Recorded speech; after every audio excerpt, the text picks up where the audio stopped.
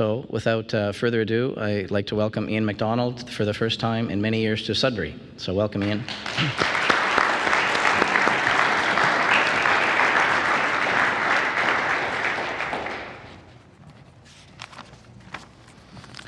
Thank you, Terry.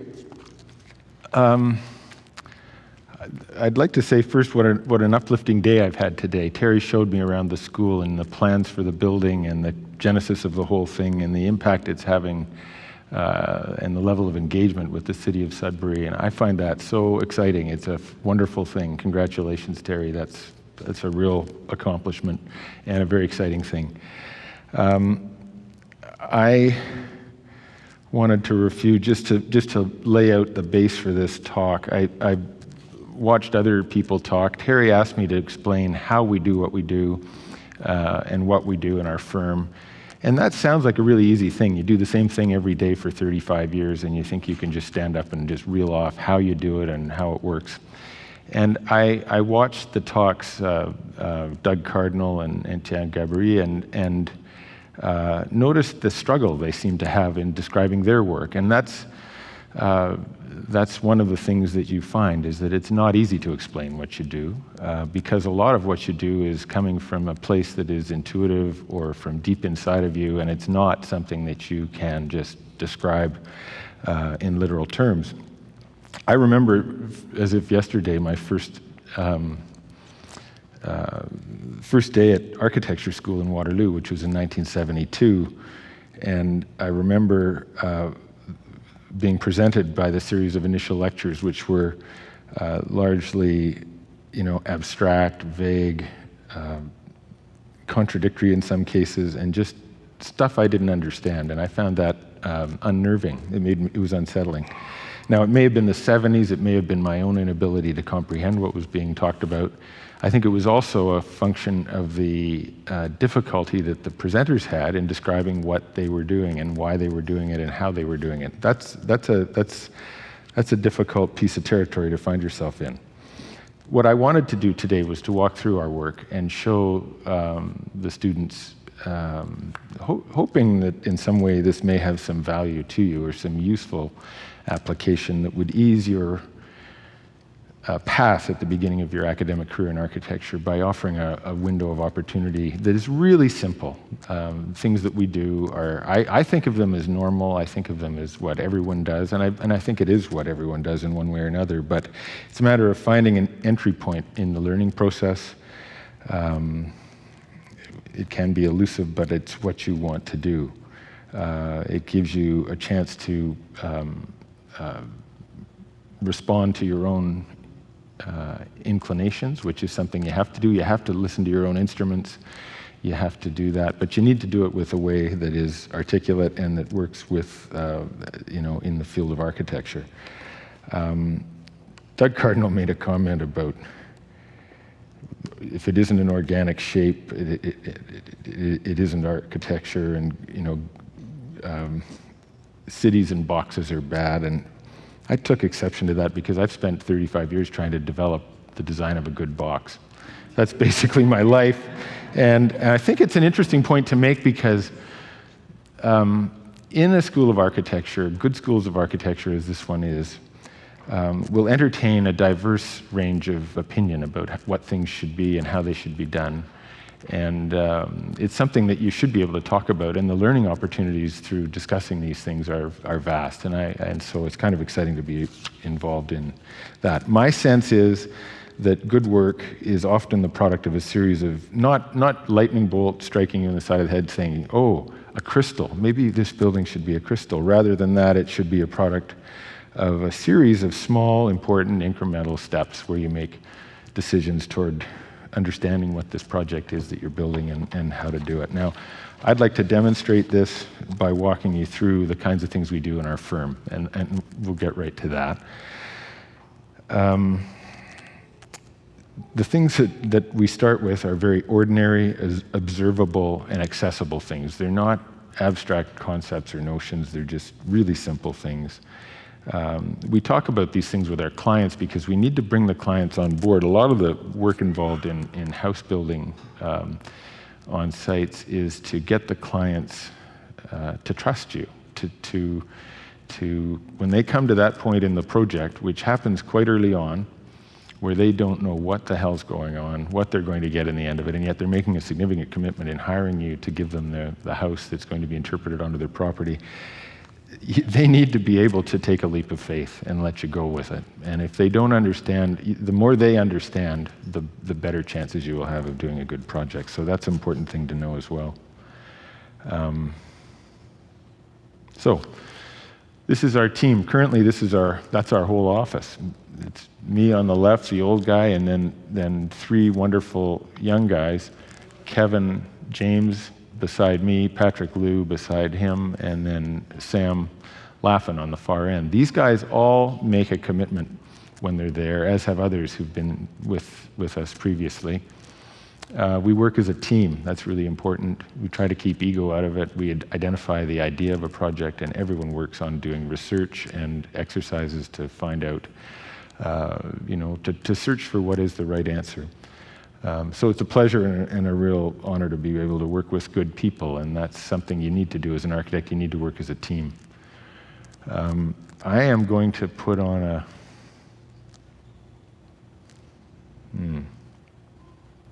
This is a classic. A guy who can't work a... Oh, there we go.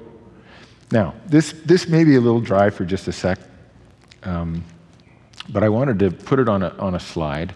This is my way of describing what we do and how we do it, and it's almost certainly incomplete and only partially there. But the first thing I talk about clients with is that you need a clear idea. A clear idea will give structure to every decision you make on the course of building a house or any architectural project. And so what is a clear idea? A clear idea is just often the process is to analyze the site condition that we've got to work with, establish its potential, identify the things which are really strong about it that we could build on, identify the things about it that are a little weaker or maybe even represent liabilities, and figure out how to manage those so they don't impact your experience of being there. And then to interpret the client's program into that set of observational frameworks that you've made. But they're really simple, and I'll explain them when we go through. When I used to teach, we'd get the students to do an idea drawing as part of their submission. And an idea drawing is really just a scribble. It's a drawing you could do in 5 minutes, and yet it's a drawing. It's the drawing that often never got done. And when you talk about that, they'd say, oh, well, I could draw that in 5 minutes. And you could, if you had an idea that was clear. The problem with many students is they don't, and they're pursuing many things at once. So pay attention to that. I think it's a really important thing that has a lot of potential about it. The next slide is just a list of things. Next. Okay, issues of interest. Now, I just call it issues of interest. There's probably a better name for it, but these are things that all architects deal with in their work, whether they're really aware of it or conscious of it or not, or whether they think of it specifically. But all architects makes thresholds and boundaries and transition spaces. These are the things we've just walked through in coming into this building. The door is a boundary. This window is a boundary. The shades hanging in front of the window elaborate that boundary a little bit. So there's a lot to boundary making and definition of boundaries. The sequence of experience is an important one. If you think about it, we all move through the world by taking one step at a time. So we move one step at a time in sequence from one place to another. The way you experience architectural space is through a sequence. Eyes are about 5 or 6 feet off the ground. Our cone of vision is about 60 degrees. So that frame and that sequence of experience is something that's common to all people. Landscapes often can be complex, and most people who have a site in a beautiful location on a piece of water or looking at something, rolling hills, they want every view to avail itself of that objective view. And digesting the landscape means maybe breaking that down into view frames which are smaller and more particular, and that would allow you to have one landscape. You could have an intimate relationship rather than seeing everything at once. If you see everything at once, in a sense, you're not really seeing anything. View framing works with that because, if you think of a photographer and setting up a view and just trying to find a way of seeing, it has to do with viewpoint, it has to do with perspective, it has to do with, often I've found it's got a lot to do with the visual information you choose to withhold from a particular view. If you withhold the information, what I've found is the viewer's imagination will backfill the missing visual information and make the view even stronger and more potent than it is otherwise.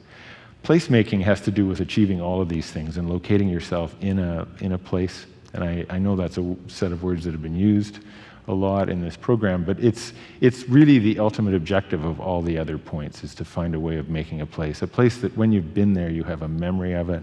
It has a resonance for you, and it has meaning because of that.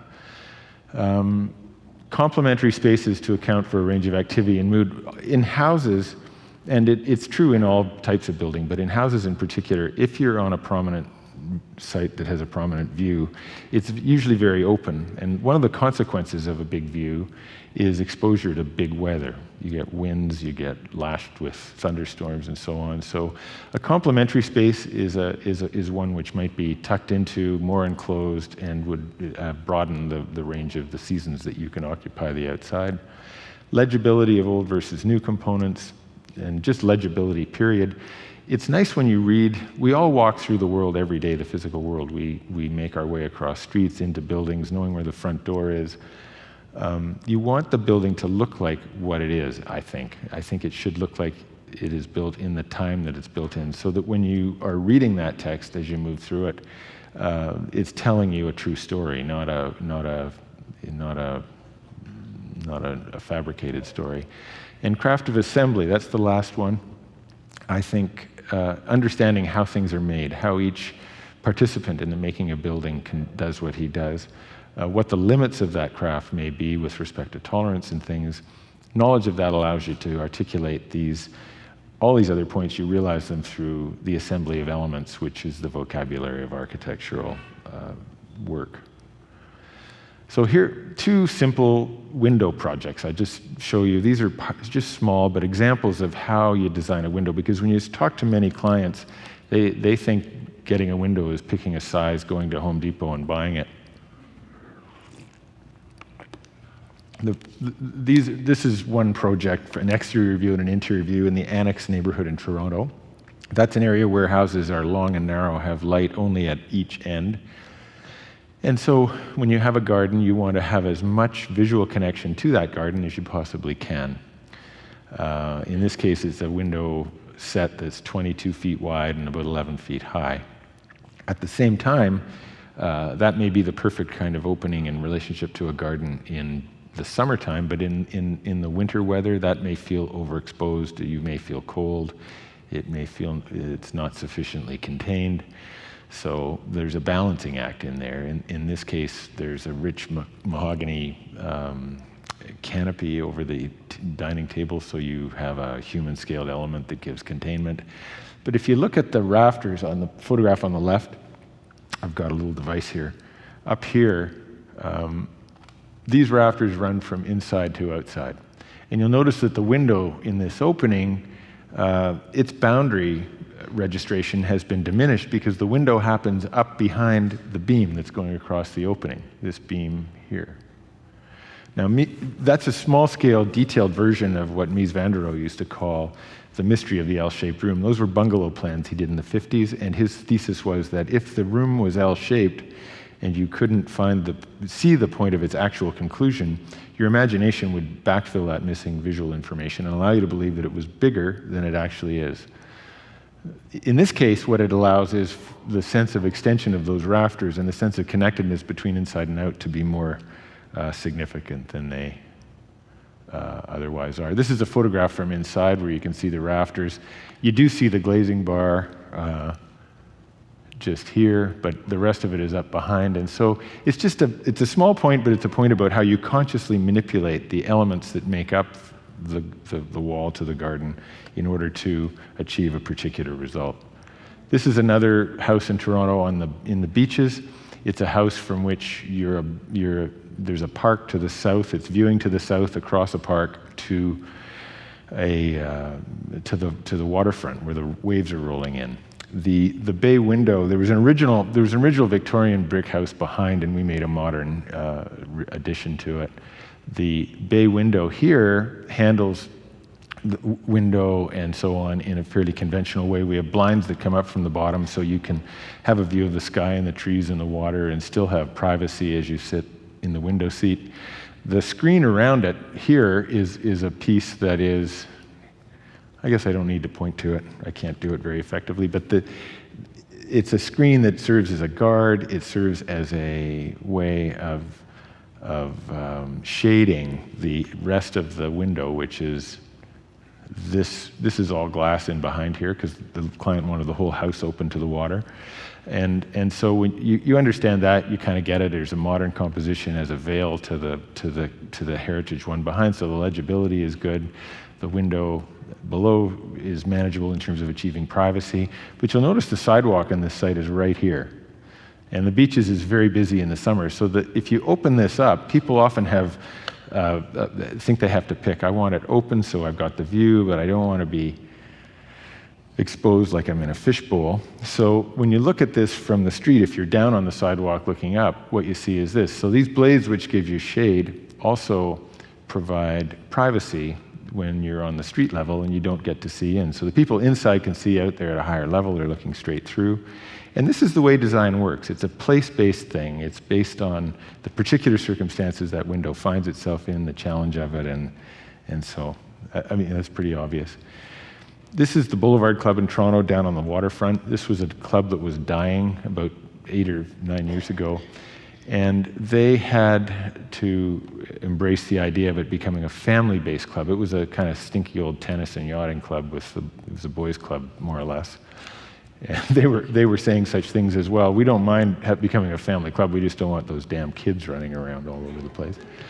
But luckily, they were so down on their luck with money that they didn't have enough to tear down this curling club. This folded building here, it's a wood structure, is a 1959 structure. It was a curling rink, 24,000 square feet.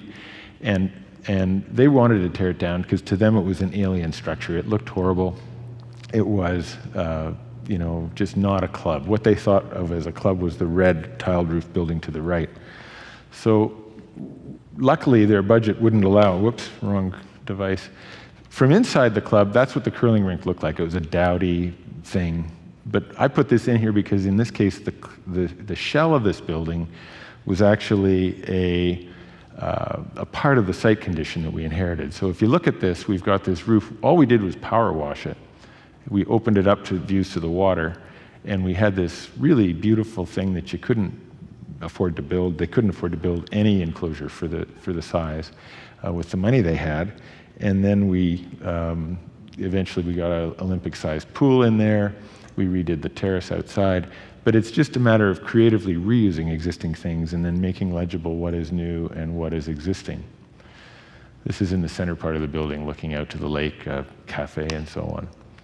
Sydney Smith Hall is the Arts and Science Building at the University of Toronto, and it's a project we were invited to do by the Design Review Committee that was run by the School of Architecture. It was a small job that nobody else really wanted. The university had their own design team who tried to do it and kept getting turned down by the Design Review Committee. So this is a 1959 building by the John B. Parkin. There are two parts to it. The lower one here is the lecture hall, 2-story object building, and a 6-story slab tower, which is the admin building, connected by this link. The link is distinguished by being lower than both of these buildings, so each of those pieces gets to represent itself as an object building within the composition. Our challenge was to add 30 faculty offices by building a 3rd floor on top. Now, with design, I always think about intentions and consequences. The consequence of that was potentially to change the reading of the building from 2 object buildings to a terraced type structure, which we wanted to avoid. So we did that by choosing materials that were different So this centerpiece that we added differentiated itself from the two adjacent blocks, but there was a thread of clear anodized aluminum window frame, and we just picked the silver color and made this cladding was corrugated stainless steel with clear anodized aluminum windows. And the university staff who kept trying to build, this is across the street, St. George, from King's College Circle, which is the old part of the university, and the room on the top is the dean's meeting room, which is an important room. They kept adding stuff like in a shopping center where they'd apply elements that looked like King's College Circle. We put the meeting room in a place where when you looked out the window, you actually saw King's College Circle, and that was a point of sight connection that allowed it to have that reference without trying to copy it or ape it, being honest in its expression. We added a student lounge and a study area along the length of the other pieces at one time. This is a house in Mulmer, which is about 60 miles north of Toronto. Beautiful rolling hills, 100 acres. These clients wanted to build this house. They looked for a lot, as city people often do. And up here it would be different, I presume. There's just so much beautiful landscape, but close to the city, there is nothing left that hasn't already been built on that's highly desirable. And one of the things that a city person looks for when they go to the country is they want that long layered view that looks like the whole world was set up for them. I remember Dr. Seuss had a story about that. It was called Yertle the Turtle, king of all he could see. I don't know what the phenomenon is, but that's been in existence for hundreds of years. I participated in a symposium one time about 10 years ago at the Laurentian Museum, and all these art historians were presenting schemes that were built in the from 1600 on, and they were all on perfect sites, and it was really something to see. And in the course of participating in that, I realized, gee, none of the sites we get are like that. They're always, beside some horrible liability, or they're facing the wrong direction, or they're somehow imperfect. And I realized that what informs our work very often are the liabilities of the site, not just the positive attributes, which is typically what owners see when they buy a property. This property was 100 acres. This whole area was a 40-year-old reforested pine area. This is an old photograph, and this predates computers in our office, so it's a hand drawing. We took an aerial photograph and just patched on. The owners climbed this road, which switches back and forth a few times, got to this place, which is a little drumlin, had a ladder, climbed a tree, and got that long view that they wanted. They said, that's where we want to put the house. My first response was, one of my measuring sticks is, would a farmer ever build there on the face of a drumlin facing northwest? Not in a million years. But they said, if you want to be considered for the commission, that's where the house is going.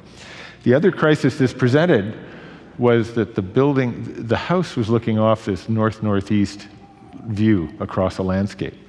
Of course, the sun's coming from the south, and I was troubled by, how do we bring in light without diluting the focus of that view in a meaningful way? So this is on your way into the property. There's a little valley and a pond and a number of building sites that would have been superior to this one. You climb ultimately up out of the pine forest and get up to the top of the hill. And the thing that's most disappointing here is that the top of the drumlin is actually a pretty banal landscape. It's not dramatic. It's not really steeply sloped. They saved a few trees. And I spent some time there back and forth and racking my brain. How do you make a kind of more beautiful thing out of this than would seem possible on the surface? What we did was we tucked the house, the back end of the house as you come up the road on this side over here. You arrive with the car, you come around a concrete wall, which introduces you to a walk down to the pond again. You enter, but you're always within the body of the pine forest. You enter on a big porch into a big room. Numbers of people can come in at mud season, snowy times, get rid of all their stuff, come up a narrow opening, and then come into this room where the big view is presented. Now, the owner was cheap, and the contractor said, I can save you some money if we cut down all those damn trees, and then we'll plant new ones later, which now actually are there, and I should take another photograph because this is embedded in trees. But this is the point of arrival. You come around, and this is the the master bedrooms piece. As you walk along here, past that landscape, you just get to see that window. I'll point out, with respect to the legibility issue, the frame construction of this is what it looks like it is. That's a column, that's a beam, these are joists. That purlin layer is the same thickness as the rigid insulation in the cathedral ceiling. So, you know, I used to work for Rom Tom, who told me one time that his art teacher told him most people use their eyes to avoid bumping into things and don't ever notice any of this stuff anyway, but some people do, and if you've got an inquiring mind and you're looking, it's kind of interesting if the pieces add up. So that little piece going across is actually a drip, so wind-driven rain that drips down here doesn't get to, it drips off before it gets to the window. On the interior, you can see from the plan, we've got the kitchen, dining, and living, and a screen porch on the back side, on the other side of the fireplace. You've got a little ingle nook here, which is a cozy space by the fire, the perfect view out. We have ceiling heights at 7'4", so that there's a kind of scale to the place that even if you're there alone, it's very cozy. If you have a party, it's got a big barn volume, and it's comfortable for 40 or 50 people as well. This is the roof monitor that's facing due south. It's about a 5-foot by 5-foot window, and it delivers light at this, noon. It's right on this wall, and that patch of 8-foot by 8-foot, by the time it's expanded, moves through the room. And all you need to make a room a happy space is a patch of bright light. So it actually works. These people went away the first year the house was done, and my wife and I and kids were there. They said, put some tracks in the snow, use the place. And every time the sun hit the wall, we'd calculated all this stuff, but I kept saying to my wife, Di, look, the sun is here. I don't know why I was surprised. This is the view. Now, here's this section through the ground plane. And I had noticed when I was there, if I stood out on the edge, this view was really banal. It was not interesting. It was flat. And yet if I went back, whatever number of feet this is, it's like 40 or 50 feet, and crouched down so my viewpoint was lower, then you can see from the cone of vision on the diagram that the middle ground part of the landscape became visual information was held. I couldn't tell what that was. All I see is the foreground and the layers of distant ground beyond it. My imagination allows me to believe that is a more dramatic view. I'm in a more special place. It looks like the whole world is set up for me. So that's the idea of it. I'm just thinking, maybe I'll tell just a brief story. These people, when we finished, now building a house like this takes about 3 years from start to finish. You meet the people, you go through all the gears to get it ready, you start construction, you get all the deficiencies cleaned up. 2.5 or 3 years. After 3 years, the contractor and I met with them on a Friday night to walk them through how everything works and how they can operate the mechanical system and so on. And they were nice people and they seemed quite happy. And we finished doing that, at which point normally somebody opens a bottle of some pretty good stuff and there's a cheers and a thank you and isn't this great kind of thing. In this case, they just said, okay, bye. And we left and walked down the road and felt a little confused about that. I mean, it's a pretty nice job. This got a Governor General's Medal for architecture, and what's going on? A year later, I got a letter from the woman, Margaret, and she said, Dear Ian, I'm trying to remember exactly what it said. It said, Dear Ian, Ron and I have been in the house now for a year, and we didn't know what to say when it was finished initially, but now we've lived through all 4 seasons and we wanted to let you know what we think about it. And she said, you should know that in this process, in spite of all the models and drawings and illustrations and photographs and analogies and discussions that we had, at a certain point, really early on, we didn't have a clue what we were going to get. It worried us.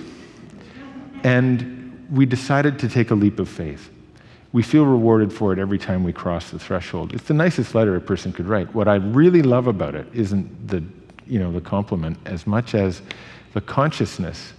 And I think almost every residential client goes through that range of emotion and feels those kinds of things. And so it's something, if I know that, I can help ease their way a little bit. And it's an enabling thing for me to know that. That's a picture of the outside at one end. This is another house in Mulmer. This is 100 acres. It's a square property. This one is characterized by a peninsula. You can see the topographical lines going in and out like this. It's a series of peninsulas that come out into this, which is the Pine River Valley. And it's very beautiful. And obviously, you've got a big view out this way. Less obvious was a little ridge back in the woods here. If you traveled along that on a mountain bike or on foot, it revealed one amazing piece of landscape after another. And we wanted to connect this house to both obviously the big view, but also to that trail in some way. So the drawing to the right here is a blow up of the meadow. You arrive by car having climbed vertical 165 feet from the road. You know you're up high, but you can't see from there to a beyond. We're withholding that. That creates a bit of anticipation. This plant material here, the shrub planting, means that you can't even see the meadow, which is the private outdoor space as viewed from the kitchen, from the car. You have to enter the house and come back out this way to see it. The owner loved gardening. He was actually an architect, but he had spent his life doing furniture design, so he hired us to do the house. He built a civilized garden here, away from the big winds that were related to the big view. And we started a path out of the kitchen, and it was carried on. Once we hit the forest, we made some cut in the forest to just subtly reference that. And in the middle, there was a big meadow and a lap pool that we put along this side. Quickly, that's the plan. You'd arrive here and enter, and only once inside would the house reveal the various aspects of the landscape. This is the living room, dining room, screen porch, kitchen away from the wind with a small connection through to this social happening in the living room. And then the back tail was just bedroom and studio. This is a photograph of it. This is a Rumford fireplace that we figured out how to build that burns really beautifully. It's a 3x3 fireplace, and if you get it roaring, it really does throw a lot of heat. But again, on the right, you can see how open the room is to the view, which means wind as well, threatening weather. And we framed in an ingle nook on the left-hand side. The ceiling height here is 6'8". Now, when we built this, all the builders said, well, no, you guys have made a mistake. That's the height of a basement. We don't want to do that.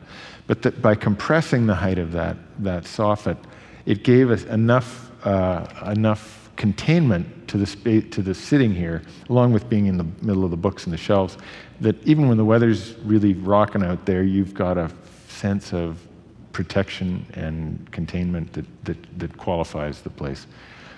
It's a pretty nice site when you get up there. You've got a great view out.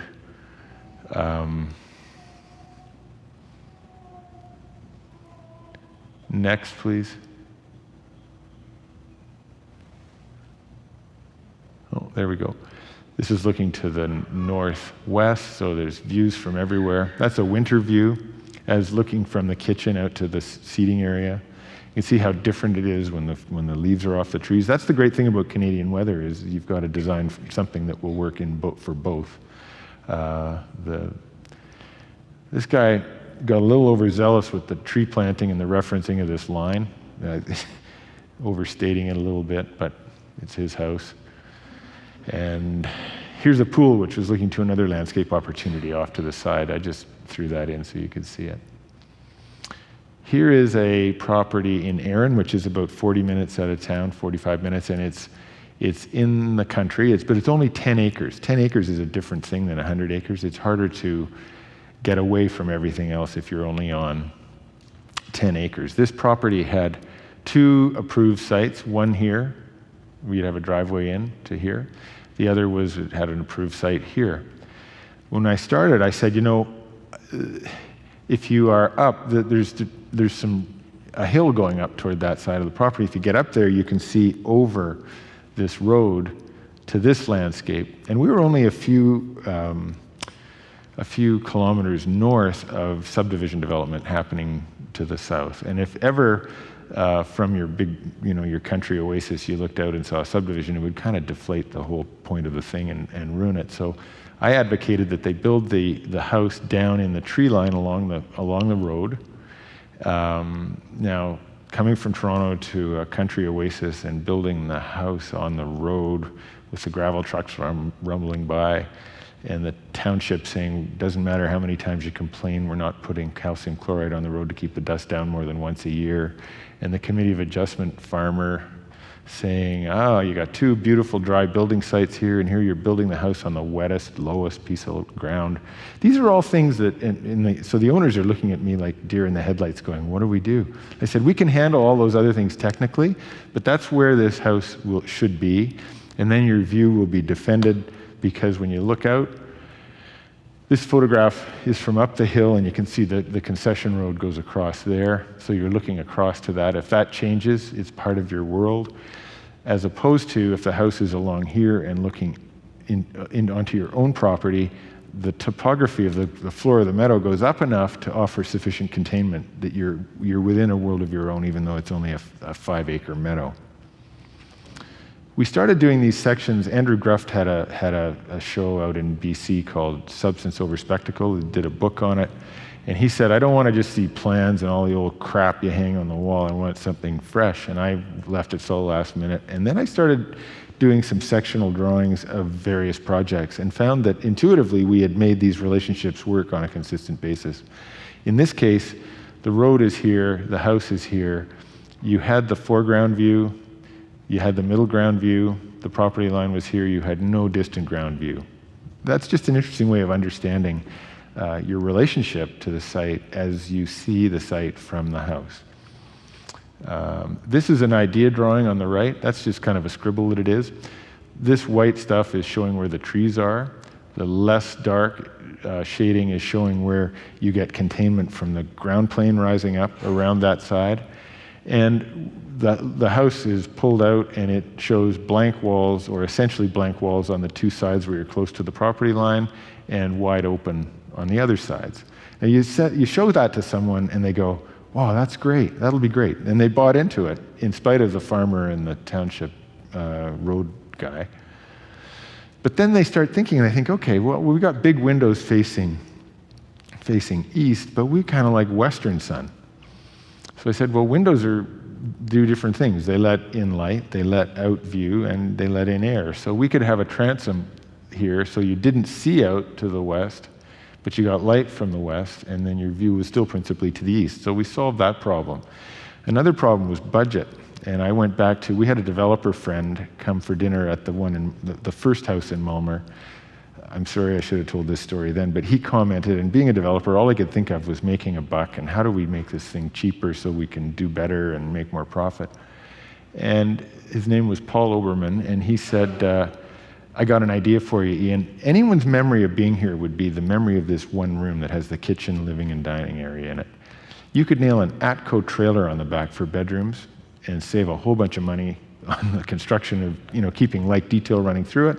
Nobody would even notice. I thought he was just a crass fellow who didn't understand until we got to this job. And we have a working method where we control cost by getting contractors in early and pricing it repetitively, so we can have an instrument on cost that reflects decisions being made. There's a lot of decisions in doing a custom house. We were doing that here, and about a third of the way through the process, the owner said to me, I'm not liking this process. Every time we meet, the price goes up. And I said, well, every time we meet, you say, Judy and I just got back from New York, and we saw blah, blah, blah, and we'd like to put one of those in. So of course the price goes up. So I said, what do you want me to do? And he said, well, if I paid this much for the land, if I'm over this number when we're done, exclusive of taxes and fees, I'm going to be unhappy. So the Atco trailer idea came to mind. This became the cheaper piece of building that subsidized the construction of this in a way that it had to have, full windows and things. So that's a long-winded description of something that's important. It's a matter of, managing resources. This is from the road. This is the entry. You come in and drive parallel to the road to give this house a sense of distance from the road. You can't see into the meadow from here. You go into the carport, you come along this path, you enter the house. That's a small window from the ingle nook, so you can see if somebody's coming. That's the transom windows above. You come in, and the site is revealed by actually entering into the house. The house is set up so that we have kitchen, dining, living, a screen porch on the other side, fire, and a beautiful relationship to the ground plane outside. It really is quite lovely being low and having the containment that offered by the landscape to be just no retaining walls or significant bodies of planting, just the ground plane that rolls up. It's lovely. This is looking back toward the south, and this is coming into the back end, which is the cheaper area, which is drywall, off-the-shelf windows, carpeted floors, but quite a one of the shelves we made into a window so you could watch cars coming down the road. That's a set of clear ideas about making a house. It's a simple house. This is a house in Witchwood Park. That was the building as found, this photograph here. Witchwood Park is a neighborhood of 60 houses that it takes in this area. And it is a heritage conservation district. And it was designed or conceived of in the 1880s by a man named Marmaduke Matthews, who thought landscape should prevail. Buildings should sit enigmatically in that landscape and be continuous, and we'd have a forest, we'd be living in a park.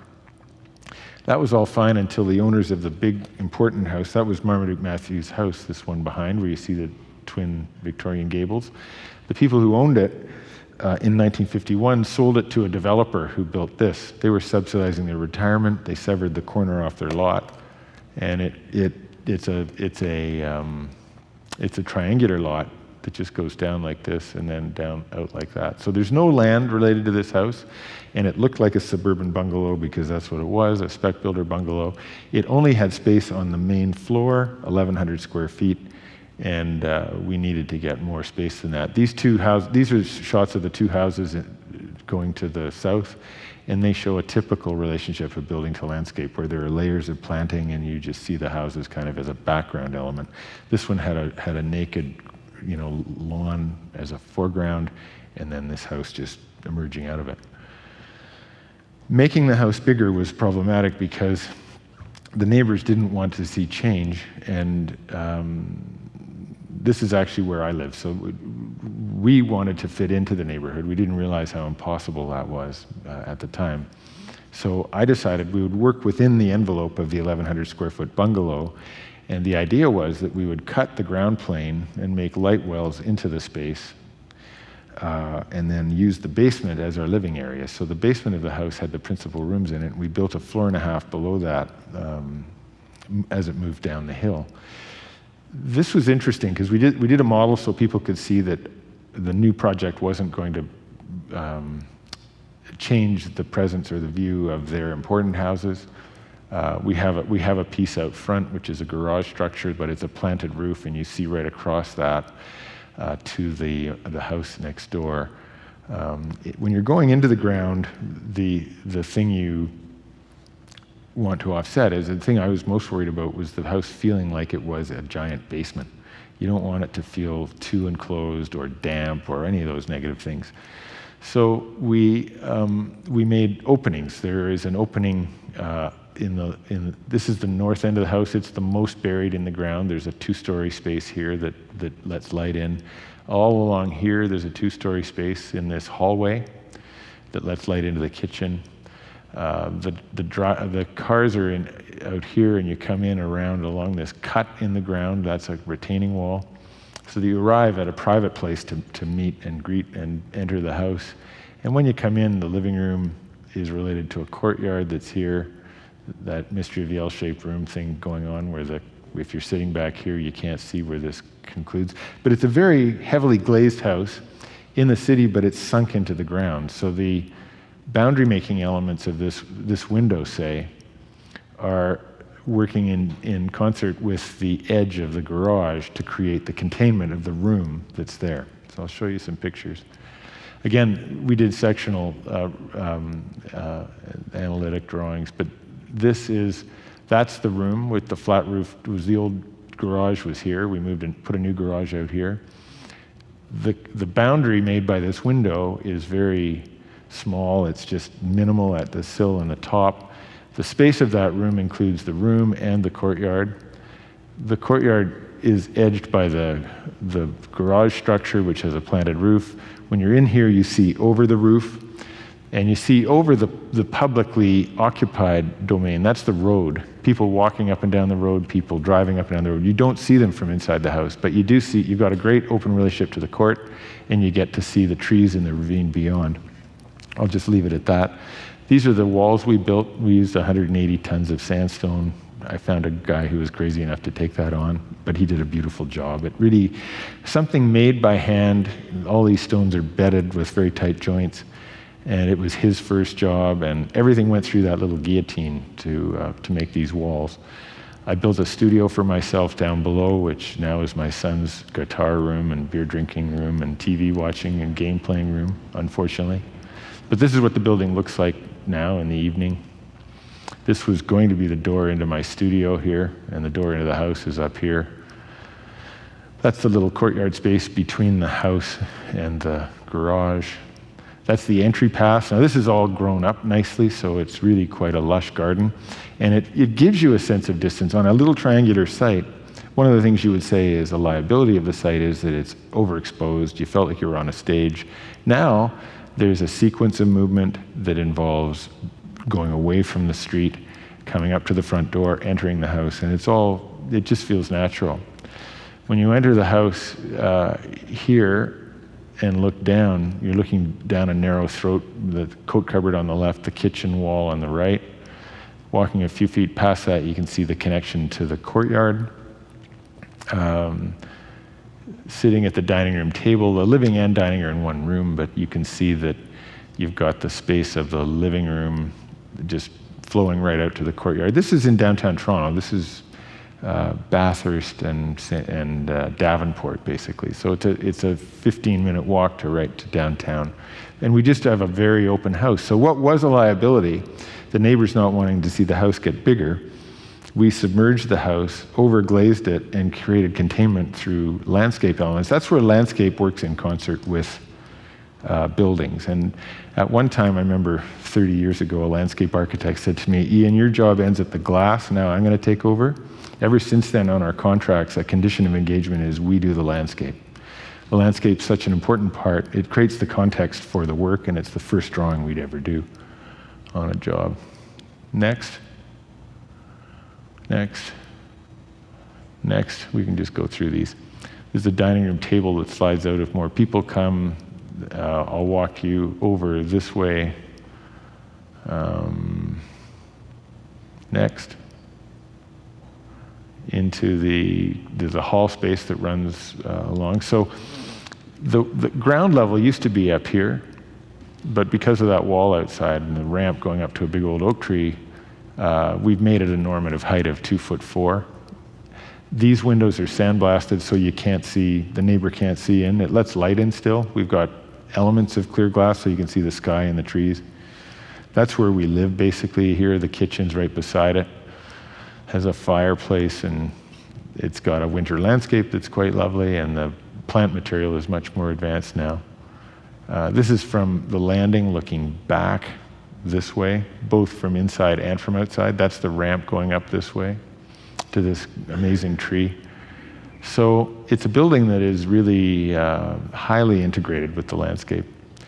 This is the family room at the north end. I better start moving here.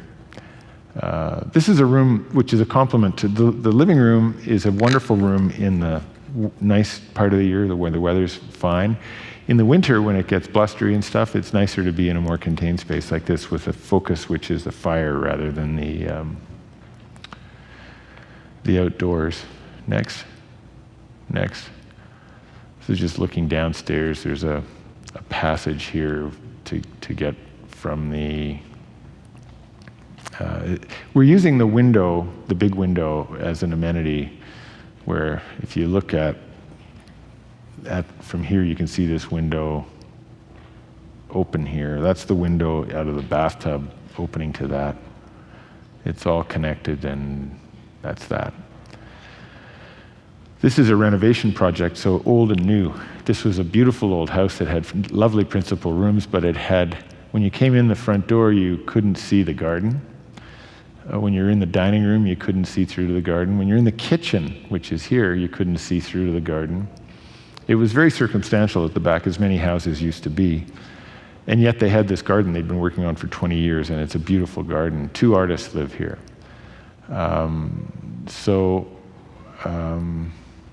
Our answer was to take the things that were blocking the view and make them internal, a small washroom and a coat cupboard. The client had, it's one of the more interesting elements of program from a client. They identified that all of their marital disputes initiated in the kitchen. So we wanted to change the kitchen. The man was an accomplished chef, and his wife would dawdle into the kitchen to fill a vase of flowers just when he was doing some operation on the stove, and he'd fly into a rage. So we had to deal with that. So we put a porch along the back. I'm trying to go quickly here because I'm aware of time, but anyway, we put a porch along the back that opened out to the garden. The front door would look right through to the garden if you had it open. We had a sliding door that would close, leaving a slot that would even signal garden, even if the door was closed. Next, this photograph on the right is the TV room. This TV room here. No, where am I? Yeah. What the hell am I? No, the TV room is here. And we're looking through this opening right here. And this is the integration of the new and the old, where you have to take the old and the resolution of all the details, the baseboard and the trimming and everything, and integrate it with the new. So the gable of the shelving lines up with the door opening. The underside of the shelf is in line with this. This new wall comes in with a zero detail on the bottom, allowing the old baseboard to terminate around the corner. It's just a matter of doing it carefully. This is coming in from the dining room. Margaret has her own bar, and she can set the table from outside of the working area. Kitchen is, Tony said, all I want is the fucking cooker. That's the one I want. So this is his kitchen. He thinks ergonomically it's the best kitchen in the world. He's really happy with it. He's a rough and tumble guy, the way he deals with things. So this is a quarter-sawn fir cabinets, and we just put battleship gray Formica doors on all of his working area, the kitchen, so he wouldn't wreck it. And it served as an iconographic reference as well. When he's cooking, everyone says, stay out of the gray zone, Dad's cooking. So, but they can be with him at the counter or sitting on the leather sofa, and the window here goes around the corner again, and you've got a great view to the outside and a connection to the garden. Next. Next. Next. Next. Yeah, I'm just going through these so you can see what it looks like next. So from back there, there's parts of this house which are old, but this new stuff fits in pretty seamlessly with it. Next. They have 2 Scotty dogs, and this is the only time I ever built a dog kennel into the millwork. It's perfect. The dog has a place to go to sleep in a den-like thing, and if you want to clean it, you just open the door and you've got full access. Next. So the cabinetry, and it's, all the room for the different things, allowing to have different scale and size of compartments for all the baubles and things, and that's that. This is a house in Collingwood. It's a ski house. This was a part of pristine Niagara Escarpment land that was untouched when I first saw it. They had just started cutting the road, and the developer said, we're just going to make this a lane, like a little trail through the forest. Don't worry, it's going to be just like it is. At which time, the client had this property and had thought if they got up high on this corner, they could just get a glimpse of Georgian Bay looking out this way. Well, the client was fortunately very busy, lawyers, both of man and woman, and they went missing for a couple of years. They were too busy to contemplate working on this, and they came back and said, okay, let's get going again. I drove up to the site. Turns out the town of Blue Mountains planner cut his teeth in Mississauga and adopted all the planning regulations from there. So the road widths, the curbing, the street, so it looked like a subdivision. So we changed our idea. Here's the idea drawing, the new one. Let's move the house as far back on the site as we can. Let's keep the front of it blank. One of the greatest compliments I heard one day when I was there talking to the owner out front, someone walked by and said, yeah, I think that's a hydro substation. I don't know. Because the house turned its back on the community because that seemed like the only way to manage this problem of the suburban character of it. And you came in through a filter of trees that were pretty thin, they were augmented. The meadow was left wild. You came down and entered here. And when you came through, you'd come into a courtyard that looked up the hill. The hill was the alpine skiways at Collingwood. It's quite a beautiful landscape, very steep and very natural. So the idea is as simple as sketching that. Once you're clear on that, next, please. When you first come in, you get a glimpse around the top and side of there's something going on beyond there, but you're not yet into the private realm of the house. When you come in, you've got the plan. There's that wall that was in the way, and there's a 2-story room here, which is the living space of the house. There's an upstairs over here, which is the guest wing, and the family goes up this stair, and they've got a 2nd floor over that portion of it. So that's going up to the family. Next. This is the main room looking up the hill. The windows disappear up around the top. There's details can really reinforce and augment the reading of something. I know it's just a box, but this is looking to the side, up the family stair, and the next. This is the ingle nook, where you get a cozy place to sit. The back room, which has a horizontal window looking out to the lap pool that's there. Next. Coming back into the main room. Next. That's one of the glimpses back into the subdivision. Next. This is between the TV room and the main room. Next. Kitchen at the end. And you can look from the kitchen if someone's knocking at the door, you can see it there. But otherwise, you can't see back to the subdivision. You have left that landscape and you are in another one. You've crossed the threshold. Next. So this is looking to who's at the door from the kitchen. Next. Next. Next. This is just a quick walkthrough. All these rooms look back out toward the mountain and away from the subdivision. Next. Next. Now this house exists in a place of what they call mountain log homes, which means you make a porch and you nail a log on the front, and it looks like the Ponderosa, and they're huge and they're big, and this house really is different in that landscape, but it's quite a lovely place. It makes a nice light fixture to ski home to at the end of the day, and it has a clear and simple idea that gives structure to it, so that's what I most like about it. Next. This is a house in Beaver Valley. That's my old Volvo there. This is a 50-acre parcel in the Beaver Valley. I don't know if anyone knows the Beaver Valley. It's west of Collingwood on top of the mountain. When we started the property had this old barn right at the road. The people, of course, wanted to drive across the field and put the house over here. And one of the problems with a road is it serves as a scaling device. Your eye automatically calculates how far is that, how big is this, and it usually collapses the sense of scale of a property.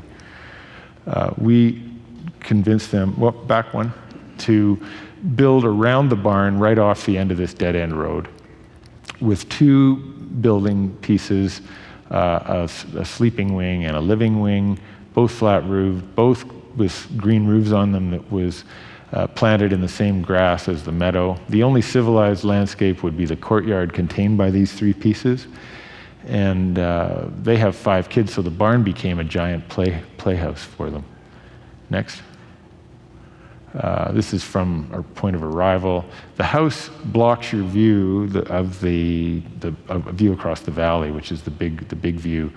This picture's taken looking this way. You come down around and you enter from this courtyard space, which offers a private outdoor space with this pizza oven. And it's the complementary space away from the wind that they use a lot. This is the living wing with a family room. This is the away, and related to this, kitchen, dining, living, screen porch are all looking out to the view. And this is the bedroom wing. They had 3 boys, which we decided to leave the walls out between their rooms so they could have a bunkhouse. This is just approaching, moving into it, and down in, going into the TV room, looking back. That's south light coming in there, and it's a room which is away from the wind. It's a very windy site. back into the space. It's got that quality looking over the big view. A little bit of an Atco trailer going on here, with the bedroom wing being a little less expensive to build. The boys have their area. They're 15 and 17 now, and they still don't want to put the walls back in. They like the bunkhouse. And that's what it looks like in relation to the barn. It's very quiet. It's just a low piece of almost just emerging out of the ground, allowing the barn and the references of the barn to give character to the property. This project is in Caledon, which is a little closer to the city. It's about 40 minutes out. It's in rolling hills. It's 90 acres of land. It came with an original settlement. It had this stone farmhouse right here and a barn. This barn was located right here. The owner is an urban guy, and he said, my real estate agent said for a few $1,000 he can bribe the guys at the NEC and we can put the house right at the top of the hill. Highest point. It's sort of the Yertle the Turtle syndrome all over again. And I walked the land with him, and I pointed out, I said, Les, you don't want to be looking like the guy from Toronto that you have to drive through the real barn and work your way up to the hill, and you look like the rich guy who doesn't really know what he's doing. Plus, we noticed when we went up to the top of the hill, you could see from there beyond your own land. And there was a Swiss chalet, there was a French provincial mansion you could see, as well as a couple of agricultural buildings. So that takes the edge off the pleasure of being there. You go there to be away from the city in an agricultural landscape. The other part of this was, his wife was a weaver, and we thought we'd build a weaving studio into the barn. That was one thing. The other was the house. This was the old post office in the community. If we committed, I negotiated with the township, if we committed to restoring that, they would allow us to have a separate driveway and address for the new building, which made it a building on its own. And a caretaker then now lives in this building that takes care of the property. And all we had to do then was deal with, how do you get from here to here? And you don't want to go back out on the road and come into the weaving studio. They wanted to have a pool, and so we talked them into a different idea, which is a European natural swimming pool model, where there's a couple of 3-horsepower pumps down here that pump water right up to the top, and it babbles down over brooks and things. There's a swimming pond here. The kids play hockey there and stuff, so it worked out pretty well. The top of the hill is up there, but I talked the owner into just walking around and looking. I saw from this area, which is right in here, that fence is on that line, this fence here. And I took him here, and I stood here, and I said, if you stand here, you have the visual connection to the original settlement. You have the view of the escarpment, the long view. You have the foreground of this beautiful rolling meadow that's here. And then when the hill drops off on the other side, you don't hear the school buses or the cars or see the road. You don't hear the road even. It just goes right over you. And from that point on, the guy just said, wow, that's amazing. Just build it. And nobody ever says that, and it never works out that easily. But it was something he hadn't thought about. Again, these are just really simple observations that anyone can make. You've got eyes in your head, you walk around, you look, and it can lead to good things. This is the entry up to the house. It's got these two roof monitors that bring light into the center of the house. They're really effective in the wintertime. They bring a soft light in. They open up for ventilation. When you arrive at the front door, you're looking down a water course, and each time there's a change in the level of the water course and the water spills out, there's an operating awning window that opens so you can get that sound into the house. There is a retaining wall that creates an edge to this landscape. A meadow landscape is actually a hostile landscape. When you say that, people raise their eyes and think, what the hell are you talking about? Well, there's no relief from the sun. There's no relief from the wind or the snow or anything. You're exposed in a meadow.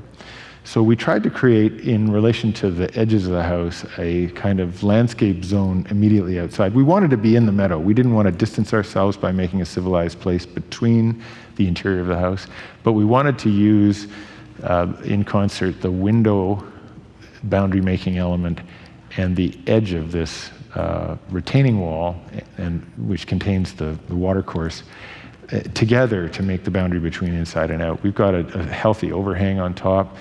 The right time of day, you get light bouncing off this and reflecting. You just see a little bit of that dappled light. It's moving around. It's quite nice. The roof of this it's in a rolling hill, and the roof is a section we built many times, but this time we built it, it's a warped plane. You have two tops of walls. You drop one of them, in this case over 165 feet, it goes down 3 feet. The drafters go on in a really normal way, and yet you get this warped plane, which is a lovely shape. It runs through the whole house. Down in the principal room, you've got a strong relationship to the barn in the original settlement. You've got a cozy, scaled place of occupation in the ingle nook. You look back up the ramp, and you've got nice light. You've got the continuity. It's big, and it's open, and yet it's well-defined, and that's something that a house needs to be. I had my grandmother one time come to look at a house that I had built, my very first job in 1980 that I did on my own. And I expect her to say those grandmotherly things like, "Isn't it grand, dear?" Instead, having come from Sydney Mines, living in an 1,100 square foot house for her whole life, she said, "This doesn't even feel like a house to me." And I realized what was missing was the intimate quality that her house had, that life happened in there. It were small-scale rooms. People sat around the table in the kitchen by the coal stove, drinking whatever, tea or rum, depended who was there. Anyway, this is the back. That's the complementary space behind, which is off the master bedroom. There's a fire pit out there. This roof runs right through the whole building, which is quite nice. It's an important thing. When you're building that, you're thinking, is this worth it? But it really is lovely. That's one of the ponds in the foreground there. You can just, that picture. They look like they've always been there, but they're artificial. Okay, here's one of my favorite projects. I did this for my mill worker who built the millwork in our house. This is a small building. I don't know the square footage, but it's really small. It was a small little Georgian gabled building. And he wanted to add a third floor and do the kinds of things we had done in our house spatially. So at the front, we've got a view across High Park. On the back, we excavated. It's on a very steep hill, so we had to cut into the landscape in order to retain in order to have a little courtyard out back, but it's a really private garden off the main floor. When you look the other way, it's floor-to-ceiling glass, left to right, and you're high enough above the road that no one can see in, so there are no privacy issues, and you're looking across almost with a telephoto view lens because of the distance over the road into the trees in the park. And it's a small-scale version of something we built at different times, but I think the smallness of it is special. Okay, this is a house in Ottawa that Amber worked on briefly with us. This is a man who bought a lot, and this is the lot, and he wanted to build a house that was part art gallery. That's the existing building on the found site. This is North River Road, and this is the edge of the Rideau River. Now, that's the 4-lane Vanier Expressway clipping the back corner. And remember I said how liabilities often define the character of a project. In this case, we had sound studies done, and we had to build an L-shaped sound wall with no openings in it in order to neutralize the impact of the Vanier Expressway. By doing that, that was our outdoor space that the house used as a visual amenity and as a physical place to go. There's a carport in the front of it all, so when you sit here and look across at the river, you don't see the road or anything like that. But it puts a lot of pressure on this little courtyard. The house, if I go to this wing, which is blank on one side, all the light comes in through this clear story onto this side of it. So we manage, it's a building form that's defined by the problem of the site, which is to have a sound wall on one side. The only place light could come from is the little oasis courtyard in the front. You enter the house by moving, sequentially into it. You enter from a place that is away from the street. You're aware of the private outdoor space up there, but you don't really know it in detail. You enter and proceed up a ramp. Now, because the courtyard, which is out here, is layered with use, it's got the principal rooms which exist at the top there of the ramp. It's got the owner's study where he can sit at his desk and look out into the courtyard. We made these window frames really deep, so collectively they created a wall, so you didn't tend to focus on or see much of this courtyard as you walked up. We withheld that view until we'd release it up here. There's a cabinet. He was a glass collector, and probably too much information, but looking back from the dining room area, you'd see a really nice defended courtyard, quiet, tranquil. The plant material has grown up considerably since this was taken. This is the quality of light in the L-shaped piece that had really a kind of limited opportunity for light, but the way it came in worked out really nicely. You'd never know you were dealing with a building that was blind on one side. This is going down. This is the owner's study and the clear-story space running down to the master bedroom, in which there was this shower we had to build. Someone in the office put an elliptical scribble on the drawing, and the owner became attached to that and wanted to build a shower, and I knew the price was going to kill us, but we built this elliptical shower, and it's got a skylight over it. It's a nice thing. It serves as an object that defines, that's the path into the dressing room, this goes into the washroom. It's a nice thing, but his study, archive room, and then the living room looking back out over the garage to the Rideau River. Now, really what we've created is an oasis that blends the landscape of the exterior space as conceived with the rooms of the place of occupation on the site. The view of the river never was very good. It's a distant view across a long park. And this is looking back. You can see his display cabinet with his glass in it. That's the little peephole he gets to look out to here from. And, you know, those are the ways you knit these buildings together, is with that kind of stuff. I was hoping to do a presentation of my cottage, which we've been working on. We call it the cabin. And it's an unfinished thing, so I'll just show you a few construction shots. This was the cabin we bought 25 years ago. It was all this res brown color at the time. And my wife said, "Ian, you touch one board on this cottage before our house is done in the city, and I'll kill you with my bare hands. I can only take so much." So, okay, so we painted it, we stained it black, which really kind of toned it down and detuned it a bit. But it was an original kind of CMHC bungalow with little developer windows that slide across like this. Somebody added a screen porch at one point and put a kind of, what would you call that? Swiss chalet or Eddie Munster kind of hairdo front on it. It was really a weird building, and it had this piece at the back. It was in the right place, but it's in a backwater, and it has it gets very hot here. It's on the highest piece of ground. It's very hard to get materials up to it, and in the summertime, it's a very warm place to be. These are some of the details. I put a composting toilet at the back, which worked really well. And this is a poorly stitched photograph, but you can see the little windows. The difference in the temperature in the screened-in porch to being inside the cabin was profound. You'd be an oven inside, and you'd have livable but hot in the screened porch. The other problem was there are no eaves troughs, and the water would run off, and the decking was on a structure that was tied into the 100-year structure. So decking is usually thought of as a 20-year structure. It goes wrong, you replace it, and you move on. In this case, it's connected to this. So at the beginning, I had hated this building and wanted to just get rid of it, and even if we only had a tent. By the time 20 years went by, our kids grew up there. Every Friday night, we'd climb the stairs. They'd look through the door and see their toy baskets. It was like Christmas morning every Friday night. So I had developed a real affection for the place and tried to keep it.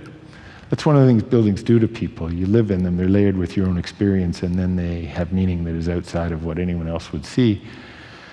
So I went to my structural engineer, Dave Bowick, and he was looking at this scheme I had for stabilizing everything and fixing it up and opening those openings. And 5 minutes into the meeting, he takes his glasses off. He said, "Ian, tear it down. There's nothing here." So that's what we did. This is a site location, there's a bay here. The main channel is out here, and Georgian Bay, the big open part, is out here. So we're in the back bay, we're up a big hill, but we have this view out that's okay. It's not great, but it's okay. You land here, you have to walk around this way, and there's a field of juniper here, and this drops off steeply, so with the right view framing, you could look over the middle ground that would disappear, and you'd see layers of distant ground. Anyway, the house serves as a plug when you come up the hill. It's a wall. You have to enter the house before you get the view. Stuff like we've got in other jobs I've shown you. These are plans. They don't seem very clear, but basically this is a 1,400 square foot building. This is the way you approach it up this way. There's a winter porch which you go up and enter the back way, or you come up this ramp and there's a gorgeous pine tree, a windblown Georgian Bay pine, and you come in here. This whole space, the living, dining, and master bedroom area, has lift and slide doors which move out of the way. So it turns this whole main block of principal room into a screened-in porch rather than an enclosed room, and that works out really well. The kitchen is along here. It's a long counter. There's a cooking oven, a wood cook stove here, and an entryway here. This is a space that's complementary to this. If this is windy, or if you're in the winter, this is the south. And you've got a beautiful view over the forest, and 2 little cells for beds with long windows right beside the bed that work quite well. The ceiling plan, this is one of the nicest boxes I ever made. And it is, working with the module of framing, the 16-inch module, and just wanting to expose it. It's one plane of roof that runs right through. The beams are built as flush beams into it. It's very low because we didn't want the building to have too much presence on the landscape. These are progressive sections out at the front where it's highest in trees. The air can go under it, can go over it. The roof is planted. It's a planted roof with irrigation in it, so you can use it to cool the place without using very much energy. This whole space is a screened-in porch, barbecue out here. As you move back, this is a cut through the fireplace. The fireplace is a concrete element that gives the building its lateral stability. Again, it's very open. The next section through the master bedroom, there's a clear story here, so we get flow-through ventilation going through like that. And then the washroom, there's only one washroom in the place because it's a cabin, and you get air and light from the clear story. The boxy elevations here where they really do, it's just nothing much there, it's just a box. This faces the forest, so you've got a big window with a built-in seat. This is the kitchen where you're looking back to the east. There's sunshades that roll down there because the sun is hot and quite hostile. And we wanted to keep the building volume down, so our overhangs are not big except in one area. This is on the water side, big windows into the trees. The trees are right there, you're in the trees. And then this is the big set of doors that moves out of the way so that big screened opening is in an 8-foot deep porch, and you've got a great view over the water. This is the end of our old cottage on the left. That's my son Angus helping me dispose of it. It had one useful function at the very end. The floor was relatively flat even though it had started to deform, and I drilled holes because you can see how complex the landscape. This is landscape like you have up here, and it's tough to accurately portray that on a contour drawing. So I drilled holes in critical places and figured out exactly where the rock was relative to level, because we wanted the floor to be as tight to those rocks as we could make it. So we scribed the plywood to the rock. We have these beautiful clean joints, and we have this piers set up. This is Sam laughing from my office, and jokingly I said to Sam, we had the structure was going to be wood frame with flitch plates that allowed a cantilevered porch. My engineer said, those flitch plates are too complicated. Steel's cheap right now. Why don't we just frame the whole ground floor in steel? So I said, okay, that sounds good. So we did it. It's all hot dip galvanized steel. You never want to ream out a hole because it'll initiate a rusting problem. And I told Sam on his way up on the barge, if there's one hole that has to get reamed out, Sam, you're going swimming. And this was November. So Sam left his Mustang suit on all day, and we started moving the beams into place. This is the barge with all the material on it. It has everything, SIPS panels for the floor, the wood frame, the steel, even the septic tank came along because there was room for it. And our portable crane was this thing, the helicopter. I had seen long lining done with hydro guys where they bring a transformer in and the guy on the line would literally not have to do much jiggling. He'd just put the nuts on the thing. That was so precise. So we phoned the hydro guys and they said they would do it for whatever the fee was. It was a high hourly rate and it was a risk. And I guess in terms of the craft of construction, you're thinking as an issue for students, you got to think through, how are you going to make it and can you make it? And we started airlifting these things into place. We didn't have to ream out one hole. We made enough tolerances that everything fit. And it was a pretty good day. 2 hours and a half and the whole floor was framed. Sam's looking pretty relieved. He's got his suit off, so he's not worried about swimming anymore. And you can see here where the deck steps off onto the rock. Those things are tapered to within 1/2 inch of the rock, and it just worked out really well. So that was kind of a fun way to start. We had a late season start, and that got us going. These are my guys and the contractor guys. That's Dave Bagel, I think the best builder I've ever met. He knows how to do welding and framing. He's a remarkable guy. Oh, that's how high off the ground the screened-in porch is. It's right in the trees. This is the way the SIPS panels, that's the cross beam. Every 8 feet there's a cross beam with these brackets welded on. And the SIPS panels, which are 8-inch SIPS panels, sit on that plate. It would have been a lot easier to build if they just got piled on top, but that would have been in conflict with our idea of wanting to just have one step down onto the rock. This is looking up at it as you approach from the water. These are sunshades are down. These are much like these things, but they're on the outside, so they stop heat before it comes into the building. This is looking at it from... I built this window so my wife, who loves to read and loved these 2 trees that were there, so she could sit and look at those 2 trees, and the wind came up and blew one of them down just as we were finishing the construction. So I planted 4 little guys, and we'll watch them grow. This is going up the ramp and you know, when you're engineering this and you're dealing with steel in Go Home Bay, the last thing you want is to make it too heavy. It's already kind of heavy. It's not so much a cabin anymore. But we engineered it so that when you walk up the ramp, you can feel it, just feel it going. When you're on this cantilever deck, you can feel it going, and that's quite nice. This is the roof in its early stages. It's about this high now, the plant material on it, and it just grows like crazy, and it's great. The membrane will be good for 50 years. And this is before anything's finished. These are the boys' bedroom windows, and that's the porch with all these doors that'll slide out of the way. Inside, this is the back room, looking out over the forest. That's a winter place. It's got a stove, wood pile, dog bed. We've got a built-in couch here now. That's a lovely spot. And then when you come into the main room from the kitchen right here, you see this view, and the view over the water is withheld until you've moved that far into the place. This is looking from the corner here at the living room. That's the fireplace, which is poured in place concrete. That's the lateral stability, as I said. I couldn't get a mason, so I said, oh, I'll do the fire brick. That's a really humbling thing, an architect doing the fire brick masonry. It took me a lot longer than I thought, but there's something like 600 bricks in there, but it's a beautiful thing now that it's finished.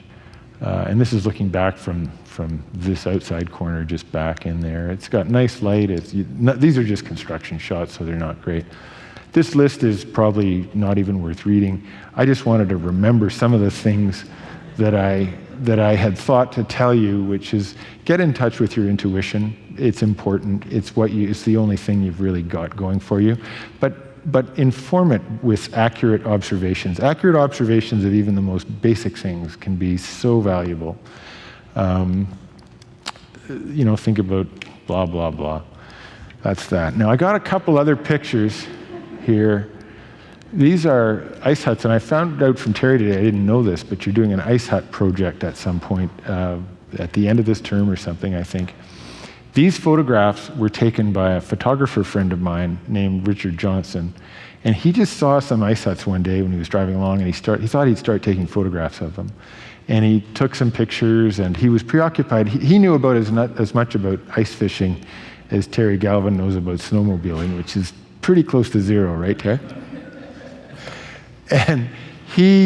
But he took pictures, and he preoccupied initially with, photoshopping the yellow snow out so they looked perfect. But then he got Ontario snow huts, and they're characterized by the sleds on the bottom and their transportability and so on. Then he got Quebec's ice huts, which they have a much longer ice fishing season. So these ice huts actually have, I'm not by any means an expert, but they have, porches and vestibules and recycling, and they exist in communities where there's wiring and there's all this stuff that's pretty cool. And this is Manitoba. I think they're pretty unremarkable, but they are a little quieter and a little less elaborate. That maybe is a Manitoban characteristic. Let's see, PEI. PEI, they don't have any windows in them. And the reason they don't have any windows in them is because they do spearfishing inside the ice huts. And so they got to be able to see if they see a shadow of a fish, and if there's bright light, it would affect that. And my favorite is the Saskatchewan ice huts, which, as it turns out, Saskatchewan has the highest per capita registration of pickup trucks of any province in Canada. And of course, that reflects itself in the ice hut, the way they make ice huts. I think that's amazing, because what I'm talking about is observation, seeing the little things and making something out of it. And here he has started out just with an intuitive interest in taking pictures of ice huts and then finding regional differences that are significant. So that's just another example, but that's it.